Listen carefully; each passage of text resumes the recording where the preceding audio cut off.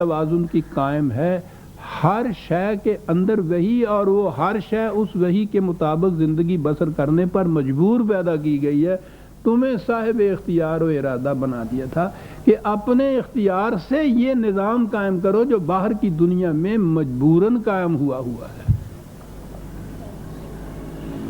قائم کرو۔ اسی لیے واقیم الوزن، یہاں یہ حکم کی چیز آ گئی۔ یہ سورج اور چاند اور ان میں یہ چیز نہیں ہے کہ ان کو، وہ تو از خود اس کے اوپر مامور و مسجود ہیں۔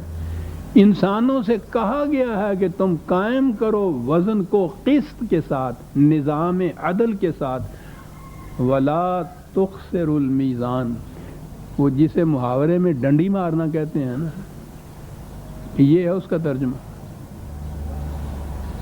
میزان میں ڈنڈی نہ مار، اپنے نظام میں انسانیت کے اندر یہ نہ کرو کہ ڈنڈی مار دو، کسی کو کتنا مل رہا ہے، کسی کو کتنا، کسی کو کس باٹ سے مل رہا ہے، کسی کو کس وزن سے مل رہا ہے، ایسا کہا یہ نہ کرو۔ یاد رکھو، اور سب سے پہلا حکم اس کے اندر جو میزان قائم کرنے کا ہے وہ معاشی مسئلہ ہے، بنیادی مسئلہ ہے انسان کی طبعی زندگی کا، اور اسی مسئلے نے تو طوفان برپا کر رکھا ہے۔ خیر وہ ایک مزدور کا اور کارخاندار کا مسئلہ وہ ہو، اور خواہ وہ دو مملکتوں کا مسئلہ ہو، مسئلہ ہی سارا معاشی بن کے سمٹ کے رہ جاتا ہے پہلے، اسی کے اوپر پھر آگے باقی نظام چلتے ہیں۔ اور اس کے لیے کہا کہ آؤ تمہیں بتائیں کہ یہ میزان قائم رکھنے کے لیے معاشی مسئلے میں بنیادی اصول کیا ہوگا۔ بنیادی اصول کیا ہے عزیزان ایمان؟ معیشت کی ساری چیز جتنی بھی ہے وہ زمین سے ملتی ہے، پیداوار کھانے پینے کے لیے زمین سے، اور یہ جتنی انڈسٹری دنیا میں لگی رہی ہوئی ہے ہر چیز زمین سے معدنیات کی شکل کے اندر نکلتی ہے۔ زمین ہی ہے اولی اور آخری ذریعہ پیدائش، اور اسی سے سارے مسائل پیدا ہوتے ہیں۔ خدا کی پیدا کردہ یہ 10,000 ایکڑ کا مالک بن کے بیٹھا ہوا ہے، مالک بن کے قرآن اسے شرک کرا دیتا ہے۔ وَلَا تَجْعَلُوا لِلَّهِ اندادًا کہا ہے، جہاں زمین کے متعلق کہا ہے کہ ذاتی طور پہ ملکیت میں لے لیتے ہیں لوگ، کہا یہ شرک ہے، خدا کے مقابل میں خدا بنا دینا ہے کسی کو، کیونکہ ملکیت زمین پہ صرف خدا کی ہے، جو بھی اس میں حق ملکیت اپنا جتاتا ہے خدا کا شریک بنتا ہے۔ کہا یہ ذریعہ نشو و نما، وہی رحمت کی بات، مفت ملی ہوئی ہے، بغیر پیسے کی ملی ہوئی ہے، نہایت لطافت سے ملی ہے۔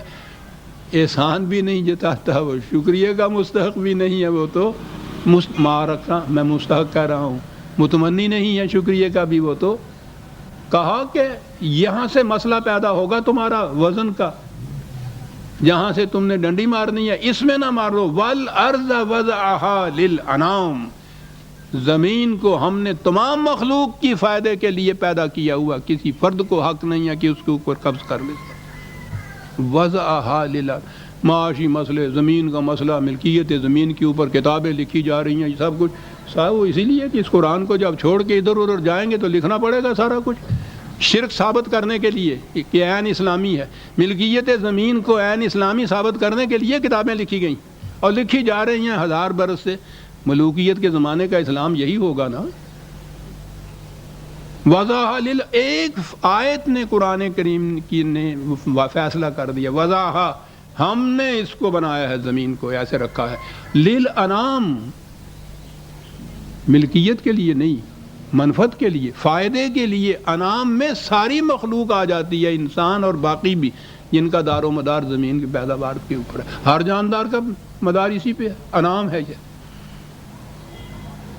قرآن نے یہ چیز کہی ہے۔ سوال للسائلین 41/10 غالباً، ہر ضرورت مند کے لیے یکساں کھلا رہنا چاہیے، اس کو صرف ضرورت پوری کرنے کے لیے یہ ہے، ذخائر کرنے کے لیے نہیں ہے۔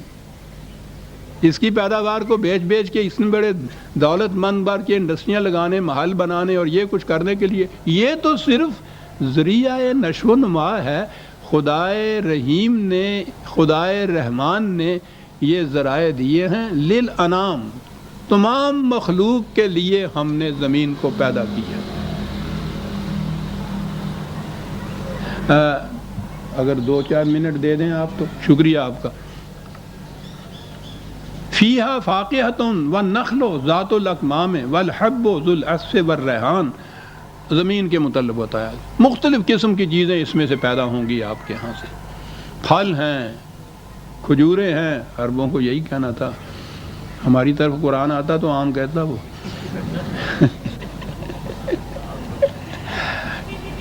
کھجوریں ہیں.